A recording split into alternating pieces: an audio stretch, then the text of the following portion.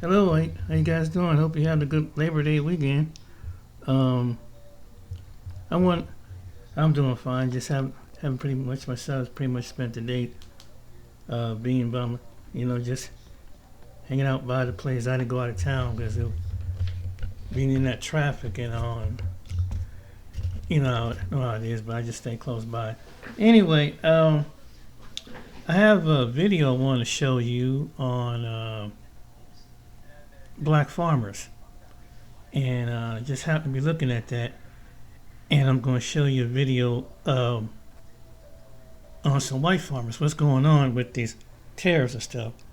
So here's a video. I'm playing a little bit of this video, and I'm going to show you some of the stories.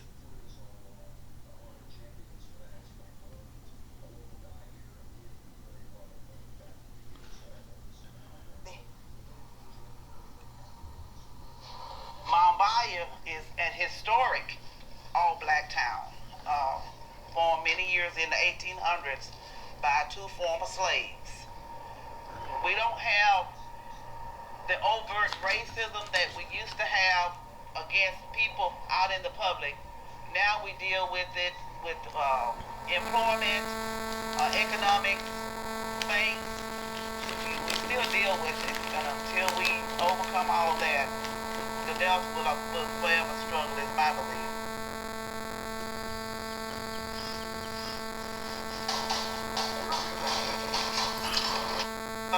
Will forever struggle, is my belief. YouTube.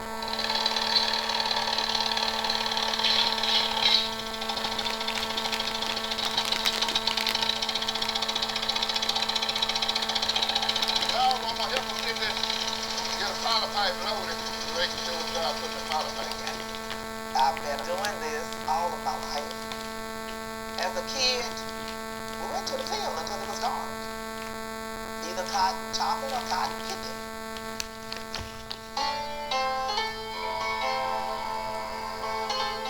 The Mississippi Delta is this area between these rivers in the northwest of Mississippi that has some of the most fertile land in the United States, in the continent, really.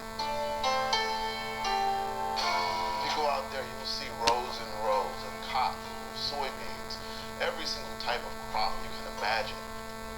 But in the early 20th century, almost all the land was owned by white folks. It was homesteaded out by the federal government, but was otherwise inaccessible to black folks. My grandpapa, Ed Scott Sr., started purchasing land back in 1938. They came from Hale County, Alabama, and they moved to Mississippi in 1919, before my dad was born. My grandmama hated it here, but in Alabama, black people could only sharecrop. No one would sell them land. Very few could get the historic 40 acres and a mule. Ed Scott Sr. was almost supernaturally gifted at farming. He knows exactly how to rotate the crops, how to plant things in a way that gets the highest yields, and that gave him his own economic gravity that local white businessmen could not ignore. Eventually, a plantation owner decides to sell Ed Scott Sr. a plot of land. When he passed in 1957, the family had acquired acres and acres of land. Ed Scott's son, Ed Scott Jr., takes over the farm. He is part of the generation of men that goes off to war during World War II. When this generation of black people comes back, their white peers are granted so many free things from the GI Bill. They get free education, lots of them get free homes, they get things they can pass on to their children. But the black men among that number are denied many of those opportunities. My dad went to World War II, and when he came back, his dad wanted him to go and finish school. But farming is in his blood.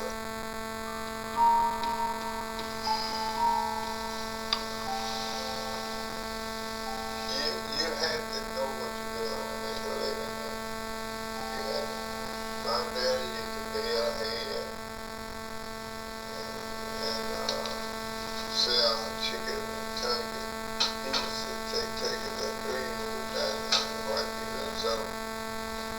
dad was the smartest one of his stipend and the hardest worker of his stipend. Every now and then he'll say, God ain't gonna make no more land. So you better hold what you got. When Ed Scott Jr. takes over the farm, he's operating it through one of the most turbulent times in American history. 1953, the first bus boycotts. 1954, Brown v. Board. 1955, Emmett Till is lynched. You know, I left him went to Selma, Alabama when they had that march from Selma to Montgomery. Emmett rough back then, but you had to have some guts to stand up to that big rough with him. When he owned his land, he actually had 57 families who lived on his land and worked with him. And it was like a community. Whatever we needed was on our farm. We would put up peaches, we would put up peas and butter beans, and everybody got their share to carry them across the winter. It was like a utopia.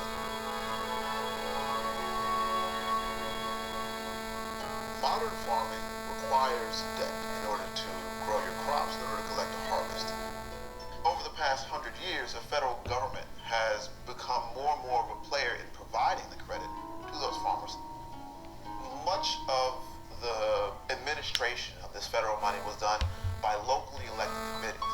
And what do we know about voting in the South? At that time, we know black people could not vote. The people who ended up controlling all that were the great-grandchildren of the plantation owners. And why would they ever give a black farmer money to start his own farm? And so, between 1950 and 1969, black farmers lose something on the order of 6 million acres of land across the country. But the Scots were able to hold on to most of their land until the farm crisis of the 1970s and 1980s.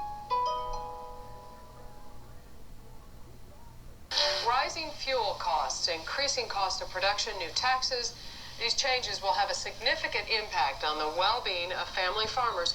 Federal legislators are slashing farm programs to pay for the deficit. As farming in America collapses in the 70s and 80s, there's a lifeline in the Mississippi Delta: catfish. The federal government, they pour a whole bunch of money into taking these poor white farmers who are struggling, getting them into catfish. The people who are left out of that are the black farmers. Ed Scott Jr. sees what's happening. He sees catfish as a way out. He converts most of his farms into 8 giant catfish ponds with no help from the federal government. He digs them himself.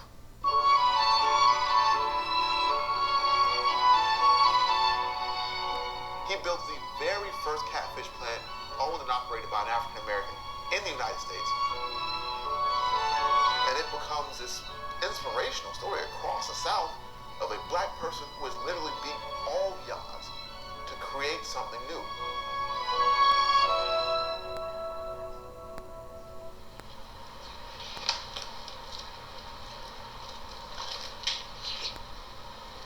My dad loved clothes, and he loved to dress. Even on a daily basis, he wore That's what we amazing. call khaki suits, which would have been a khaki shirt with matching pants, and they had to be starched and ironed.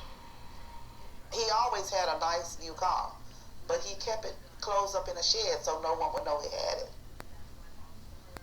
He did not commingle, meaning white people would call staying in your place. Well, no black's supposed to have a car. There's gonna come a time when they think you're uppity. And that's exactly what happened to the Scots. It wasn't just because we were black, it's because we was doing so well in farming. We were doing so well. Blacks were never successful at getting enough money to farm with from USDA. So when they went in to get the money for the crop, they gave them half of what they need, which was the way of keeping blacks from being successful.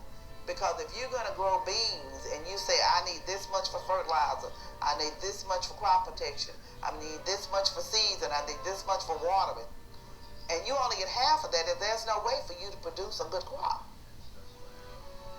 Yeah, you try to buy no land in Mississippi. You never own no land in Mississippi. White people ain't gonna let you own no land in Mississippi. That's what the county agent will tell me. It's documented. They did not offer him the same loan terms. They regularly offer him much smaller loans than they did white farmers in the area. The county agent, he refused to give him a loan. So he could not feed his fish, could not water his crops. They foreclosed on his land. At its peak, the Scott's farm spanned across 1,000 acres. Now it was down to just 300. Who won it? Black farmers. When? Now. In 1997, thousands of black farmers sued the USDA for discrimination. What's known as the Black Farmers Lawsuit is actually called Pigford versus Glickman, one of the largest class action lawsuits filed on behalf of black farmers against the USDA and the federal government. There's a wide disparity in the way the Department of Agriculture treats black farmers versus white farmers. Because of the practice, the discriminatory practices of USDA, I was put out of business. My family was destroyed, and basically they just destroyed my life.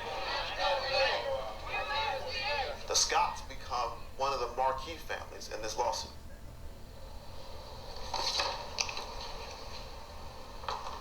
Okay, this is just where we were working on the lawsuit, and I had to go back and show where my daddy had taken out promissory notes with USDA as the backer.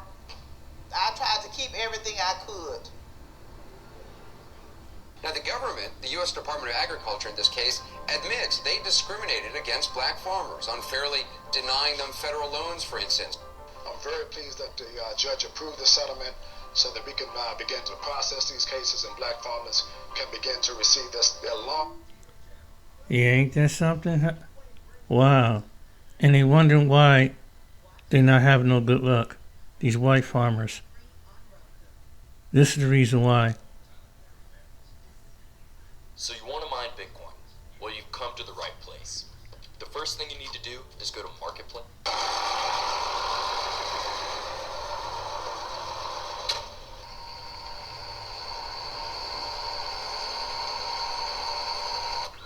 The farmers are calling and saying, hey, board, should I plant my crop, man?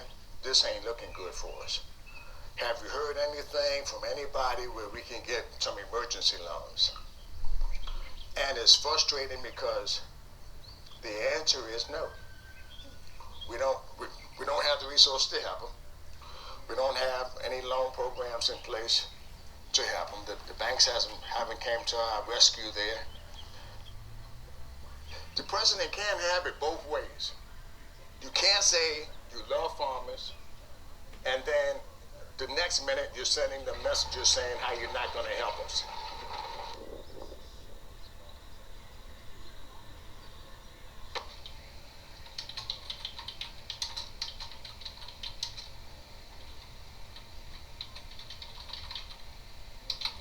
Everything about trade and tariffs over the past few months has just been so erratic that it is tough for businesses, for farmers, for analysts to know what's going to happen, not only in the long term, but even from day to day or even hour to hour.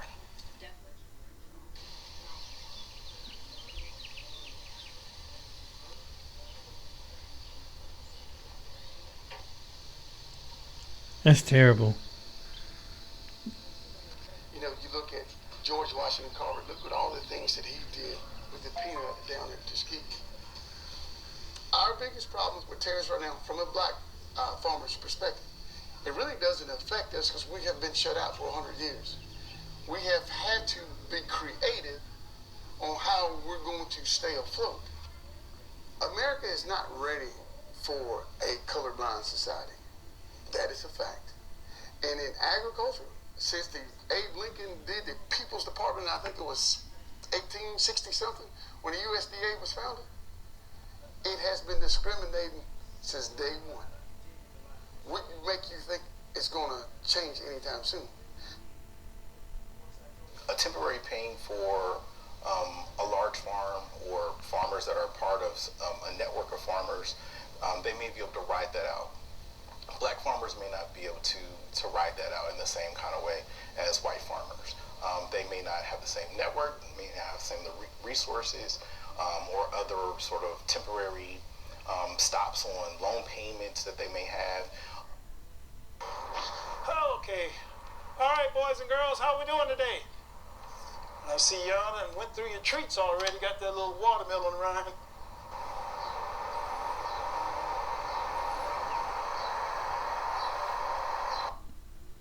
People are playing Monopoly in Washington, D.C., rich people. And they're playing with paper money that, goes up and down with the market. The people here in Chicago, we're fighting for every penny to purchase our food. And so when you take away resources that help people get their family fed, you can't just say it's going to be a little pain for a while. People don't have time for a little pain. And some of those farms saying, Michael, we might have to close our doors because we cannot afford these tariffs locking us down. We got seed in our seed bins. We don't know if to put it in the ground. We don't know what to do with it because we don't know where it's going to go.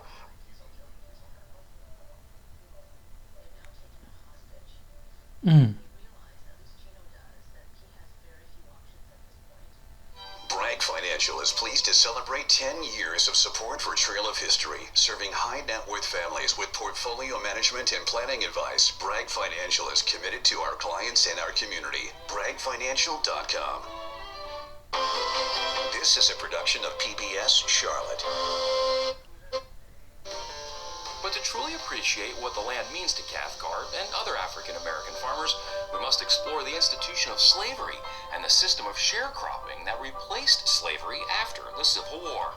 Over the course of the 18th century, slavery grew more important in the American economy. More enslaved Africans were imported into the colonies than free European migrants came over during the 18th century. And this is a period that's known as the age of the American Revolution, all these ideas of freedom and democracy. But slavery was steadily growing during this time period. UNC Charlotte professor of history Christopher Cameron says enslaved African Americans brought with them unique farming skills such as pottery, basket weaving, and metalworking. But their knowledge in the cultivation of a certain cash crop proved invaluable. African knowledges of rice cultivation is really what helped to make that the staple crop of South Carolina and Georgia. By the time of the American Civil War, there were an estimated 4 million enslaved people, including Wally Cathcart's ancestors. Right as the war was winding down, there was a push to give the now freedmen 40 acres of land and a mule. You fast forward to Sherman's March, which started in late 1864. When he got to Savannah in early 1865, he and Secretary of War Edwin Stanton met with a group of black leaders in Savannah. And they made it very clear that for them, freedom meant land ownership. And that's where you get Special Field Order 15, where he would set aside 40 acres for any family that wanted to work it and provide them with mules that the Army could no longer use. So this was in January of 1865. Within 5 months or so, roughly 40,000 freed people had been settled on what came to be called Sherman's Land. But that program would be short-lived. President Andrew Johnson, who took over after Abraham Lincoln was assassinated, he revoked that order in the summer of 1865, just as it was really getting going, and then uses the Army to kick the free people off of it, right? So they've been given the land by an Army general, and then the Army then comes and takes them off of the land. Without an enslaved workforce to work the cotton fields and other crops, landowners turned to sharecropping. It was seen as, something of a compromise by the freed people, right? They wanted their own land. They wanted independence and autonomy. If they couldn't get their own land, this was the next best thing, because what they would do is they would rent a parcel of land from the white owner of the land, farm it, right? They'd be given horses, a mule, farm utensils. They would farm it, and then at the end of the year, they would divide up the crop 50-50. During my childhood, I guess you said a colloquial expression by African American was harvest. Are you working on harvest? That's half. The landowner provided the land, the dwelling, the house, and whatever material was needed. The tenant, the sharecropper, provided the labor. But during the course of the year, you had to get whatever substance that you needed from, the landowner. Whatever that was added on a list, and whatever it tabbed up to be at the end of the cotton crop season was deducted from your half. Most of the time, it took all of what you made and then more. It continued year after year. And if you know anything about sharecropping, I call it just a graded down version of slavery because it was a perpetual debt. The sharecropping system and systemic racism kept many black farmers and their families from owning land. Because, the white farm, the planters, didn't want them to own land because that would have taken them away from their sharecropping that depended on it. So they were not going to make land easily available for the African American at that time. But a lucky few, like the Cathcarts, were able to become landowners, and to a population who had been oppressed for so long, Cathcart says owning land, if you could get some land and get off, it was the only way to get free, so land was associated with freedom. Cathcart says he's not sure what will eventually happen to the land that's been in his family for nearly a century. I think we will be all right here. We don't have enough of the younger people in my family who want to spend time out here on the farm. Let's come out here and have fun. And there's so much fun that can be had on the farm.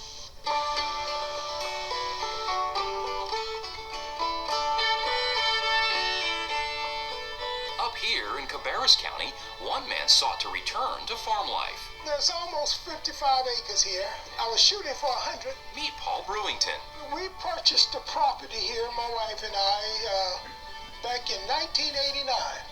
Paul grew up farming in eastern North Carolina, but after time in the military, time as a game and fishing officer, and finally a 3-decade career in telecommunications, and now into his 70s, he's back in his happy place, farming on his own land. Sweet potatoes, corn, tomatoes, cantaloupes, watermelons, all that kind of stuff. His produce is in high demand. Goes to the farmer's market. I also sell to restaurants. On this particular day, he's filling an order for a local food pantry. Finishing off an order for CCM. That is the pantry in Concord. Most of these pantries that you see when they're giving away food, very seldom that you see fresh green produce. It's mostly a solo adventure. This is a one-man operation. When I say one-man operation, basically I do probably 90% of this myself. I'm used to this. I'm born and raised on a farm, the oldest out of 10 children. I'm 71 years of age. Got issues from Vietnam War, but I still can outwork 2 or 3 good young men, But I pretty much take care of this, by myself. As you might imagine, the farming is deeply rooted inside Paul Brewington. I knew that my grandfather, I knew he was a farmer. My father was. Here I am. On my family farm, we grew a lot of produce, but we grew a lot of cattle, a lot of hogs, and tobacco was the main crop at that time. Unlike many African-American farmers who sharecropped after the Civil War, Brewington's family always owned their land. But owning that land didn't necessarily mean immunity from inequalities and unfair treatment. We didn't receive any assistance, so to speak, from the government. I can recall on one occasion that my father said, all these white guys around here getting all this money from the government to farm and stuff, all these loans and stuff. But he went and tried, and of course, he was turned down, and he had all the experience, and there was others never had experience, but they was white, and they was able to get their loans from the government to do this and that. You hear that? the men didn't have no experience, and they went to apply for the loan, and because they were white, they was able to get the loan, and this is the reason why. This is the reason why, you know, they have us. That's why here in the United States, why we have so much bad luck, because we don't want to be equality fair, but we want to keep it as the one side. Now these people have been doing this all their life since the beginning of time, right alongside their white counterparts. You see how they don't want it, and it's like the white counterparts, you know, how they put roadblocks and how the government put roadblocks for blacks to compete. They think that they're competing against them or taking away something from them. And it's just... So my dad said, what the heck with it? I don't need that. We're doing all right without it. Across the United States, African American farmers experienced similar challenges when applying for federal farm loans and subsidies. One of the major problems was the African American farmer that was able to get money to farm with, it was always after the white farmers has got all their money first. Therefore, the season was late, so whenever they did get money, those that did, they were already behind. So subsequently, what happens with that? Even if they grew it, they didn't have the money to pay on their loan. So a lot of them lost their land. After serving in the Vietnam War, Brewington experienced something similar to his father. The program was for Vietnam veterans, that they could, borrow money to go in business or whatever they wanted to do. I wanted to farm, so I decided to take advantage of that program. But I applied, as a matter of fact, 2 or 3 times. And of course, I was turned down. According to EveryCRSReport.com, in 1997, 2 farmers, including Brewington's brother, filed a lawsuit against the U.S. Department of Agriculture on behalf of African Americans. The suit claimed that from 1983 to 1997, the agency had discriminated against black farmers on the basis of race and failed to investigate or properly respond to complaints. To this day, even though they won the lawsuit, which was the largest class action lawsuit in United States history, there are a lot of those black farmers that restitution has yet to be paid to them. So, it's still an ongoing. Today, after decades on and off the farm, Paul Brewington's life has circled back to where he started, and the rewards for all of his hard work. Freedom to do what you want to do and how you want to do it. As old saying go, what? You can take the boy out of the country, but you can't take the country out of the boy. It's a damn shame, man, that this is what's wrong with this country. We don't want to play fair. And then, this is a history. It goes back centuries and centuries. And I really admire the black farmers out there for being resilient, being creative. But thank God it's going to another generation. I'm going to show you another 5 minutes. Try not to make this too long. But these young men do an amazing job. Hello, my name is Happiness, and I am a user of Real Bricks. Greatest brainwashing was to turn us away from the land. Because when we turn away from the land, we're turning away from our ability to be independent and to be free. Like, we depend upon this to survive. No matter what race you are, what religion, we all got the same basic necessities. That's food, clothing, and shelter. We on the farm. I'm with the OG black farmer and the YG black farmer. You hear me? The farm is first. But we got to understand first don't mean that's the end goal. Everywhere that you look at land, you're looking at a potential business opportunity. That's why these countries, they go to war to take people's land. That's right. They want territory. They want to expand. They want that earth because they know what can be produced from it.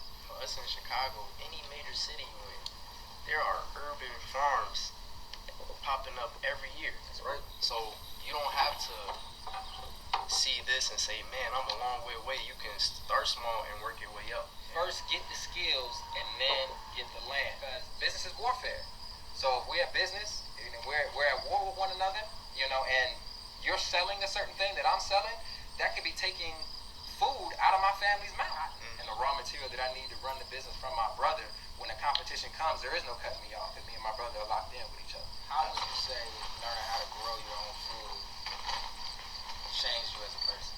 When you don't harvest the weed, when it's in its baby stage, it'll become tall grasses that are much more difficult to manage. When problems are minor in your life, you have to nip it in the bud early on. Because if you keep letting that problem pile on and pile on and pile on, right, it becomes a much more strenuous task. And we inside the greenhouse. Okay. So greenhouse is used early in the season to start your plants. So you got your 4 elements. You got air, you got water, you got the earth, and you got sun. Okay. Those 4 elements have to be unified to create an end product. On this farm, we've grown over 20 different crops, so you get to see so many different plants, so many different colors. Grabbing a raspberry, y'all. Man, that tastes like some lemonade. Look! This is the eye of the trenches! Farms, down the farm. 2 young black farmers getting at it. Yes, sir. Showing real unity through farming. Real unity, man. So, got 2 farmers, main farmers, but we have a full group of, men that have put their money together to, get access to the land and to really get the farm business up and running. So, it's a total of 16. I shared that there's different aspects in agriculture. This is the growing side of it, but you have the processing hat. Somebody's got to bring it out of the field, wash it, clean it. You have the marketing side. Somebody's got to let people know that you had a produce after you harvest it and it comes out of the field. There's distribution, like how do you get it to the customer? So there are some people who want to get into agriculture as a grower. There's some who don't necessarily want to get in the field, but there's space for everybody if we get out here and we get into it. So the total of 16, of us that come together, and all of us, play different aspects in the agricultural food system. Absolutely. So what's your role, brother? So I'm the farm manager at Jonna Farms. So we have half an acre of outdoor space, and then we have 3 rows inside these high tunnels, which you see here. In the high tunnels, we're doing tomatoes, and then out in the field, we were growing over 20 different varieties of vegetables, from cabbage, broccoli, carrots, onions. Now you got the summer crops like eggplant, okra, tomato, bell peppers. So my job was just maintaining those crops from seed to harvest and make sure they get stored properly. Yes, sir. Yeah, and those same crops are the ones that are going to the market. We got a bi-weekly farmers market that we do. We've also serviced a couple of restaurants as well. It's coming straight from that farm. No pesticides, no GMO. No GMO, no none of that. Yes, indeed. I'm going to let y'all lead the way with this one today, yeah? So in fact, some of the bell peppers we're growing, these are the red bell peppers. I'm going to show you where they're at in the field. Okay, cool. So I chose some of the best bell peppers we had out there and then saved the seeds from them. So I just put the date, bell pepper, and then the variety is called California Wonder. Okay. So this variety has been in existence since 1928. It's called an heirloom variety. So that just means this seed variety has been passed down for over 50 years. So wait, so you could pass down the same seeds that long? Yep. Just like we got ancestors in history, these seeds got parents too. Wow. Yes, indeed. Heavy. Yes, sir. I see you put on the exotic boots today, bro. Had to. I know I was coming. So what do you want people to get out of this one today, bro? One, the importance of farming, for sure. But then also, on top of that, group economics. There are a lot of us, I've been seeing in a lot of the comments that there are those who want to, who know how to farm but don't necessarily have access to land. You can partner with people, who have money, who have funds, and if you put it together, like, for us, it's a total of 16. Everybody's not necessarily a farmer. There's 2 of us in a group that can farm, but by pooling your resources and putting your money together, you can get access to land. Absolutely. That'd be what I want people to get out of this thing. Grow, connect with those who know how to grow, pool your resources, and then pooling your resources, get access to some land. So break down how you all met then. I'll take it. Through the Nation of Islam. Come on. I was born and raised in the nation. Parents got registered before I was even born. Went to school at Muhammad University from kindergarten to 8th grade. Instilled in me a lot of the morals and manners I have. And then I personally got registered 2 years ago. Yes. And when I got registered, Brother Malik was one of the officers who was training me up and helping me become a better man, honestly. Praise be to Allah. So in the car, you mentioned the biggest brainwashing. Can you break down the biggest brainwashing they did to us? Greatest, most honorable Elijah Muhammad said the greatest brainwashing was to turn us away from the land. Because when we turn away from the land, we're turning away from our ability to be independent and to be free. So when I read that he said that, I was like, man, there's a lot of brainwashing that happened with us as a people when we and going through, the transatlantic slave trade and slavery. But the greatest brainwashing was to turn us away from the land. And when you get into this land, you get into growing, you get into being productive, you begin to really see like what exactly that we were turned away from. But just as the way we were turned away from it, we can turn back to it and pick up these skills again and get back into the soil and reconnect so that we can start growing for ourselves and being productive on the land. Absolutely. So let's get into it. First, we're going to dump these in a compost bin. Okay. And I'm going to show you where these actual bell peppers are growing at. Okay, cool. And to your point, the messenger, Honorable Elijah Muhammad, said the farm is first. But we got to understand first don't mean that's the end goal. That's right. So if we only are on the level of farming, producing crops, and making raw materials, and not converting it into actual goods, we're not turning tomatoes into salsa, we're not turning garlic into garlic powder, we're not turning these trees into homes with timber, clay into stone, then the farming just becomes a burden. But once you have other people with those skill sets who can convert the raw materials into useful products for your people, then you're really creating an industry. You're the MVP of lunchtime. And you know what? I'm gonna stop it right there. These young brothers, shout out to the guy's channel. His channel is Voting Will, but you can read more of the story. It's kind of a long video. I don't want to make this video too long, but it's encouraging to see that young black men, being that next generation of farming, because this government has done everything to stop black people and try to discourage in ways, put paperwork, and you heard with the previous videos, and as a result of what they keep trying to deny, now these other white farmers can see which is done unfair. Everything has to be brought to the fair ground when it comes to farming. I mean, every man deserves his own. Every man deserves his own land, and that's what they want to do. But it's a shame that you have to have to go. They had to go through this crisis, and they haven't been repaid back. That's why Trump fired some people in the administration, because they didn't like that. They're trying to finagle out of that lawsuit too with those black farmers. But you know what? As long as they keep doing something like this, America won't be blessed. And it's really taking a toll on the white farmers, because that's part of history. When a man goes out there and works in the field, that's even a biblical saying. He is so, you should never rob him of his resource and his wages. And he cries out to heaven, which they probably cry out to heaven. There's going to be a God that's going to answer with the justice. And I think that's what you're seeing. And it's like, I show another video where farmers are losing stuff, but these young men are doing it, going around it. But anyway, I'm just amazed that they did this. But yeah, stay encouraged. Go get some land if you can, if you choose to go that route. And just like the young man said, but I take my hat off to the people who do all the farming out there, and the gardening and the farming. I salute to you. Keep on fighting, pray and fight, and let the Lord be in front of you. Thank you guys. Till next time, take care, be blessed. See you on the next video.